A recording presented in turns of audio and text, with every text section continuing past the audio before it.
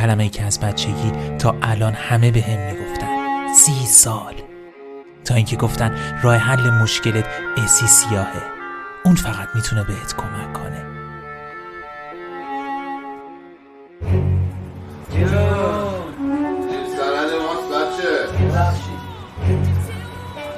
سلام آقای سی، خوبی؟ خوبی این طرفا؟ ممنون، شما خوبی؟ دستم به دامنت، من خیلی مشکل دارم. همه چی هم از بچگیم شروع شد. از دبستان راهنمایی که خیلی شدیدتر شد، اصلا دیگه دبیرستان قوقا شد. رفتم خدمت، هر کاری کردم سیگاری نشدم. من اصلا میرم تو خیابون مردم به خدا. مشکل تو میدونی چیه؟ یه نمه سفیدی.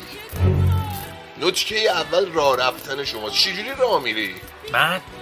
آسه آسه آسه آسه ریسه ریسه ریسه ریسه بی تو قلبم میره خب این که ما یاد زیدیه سابقمون افتادیم. ایبایی باز اینجوری راه رفت. سلام من به تو ای زاد و بومم، سلام من به تو ایران خوبم، سلام ای خاک پاکاری. چجوری تابش میری؟ تاب چیه؟ قرش میری. این دستا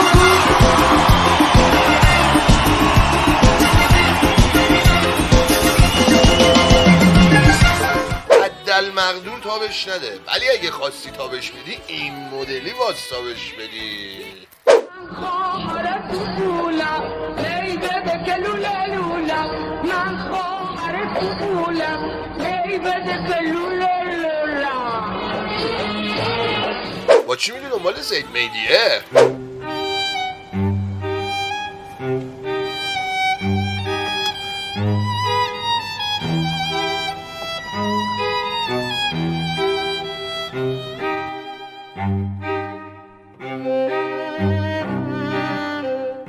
خودتولت همینه که این اتفاقا میفته واسه دیگه. همون مرد باس ماشینش لاتی باشه، خشک خواب کف لاتی چسب زمین.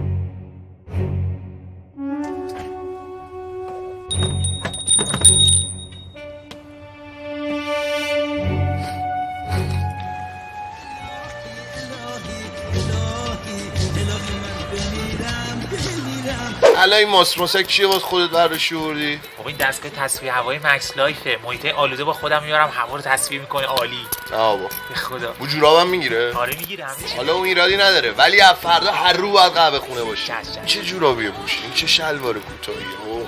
خب همین کارا رو میکنی که مرد با سوراخ داشته باشه. سوراخ جورابو میگم. یه جلو بیا. یه جلو.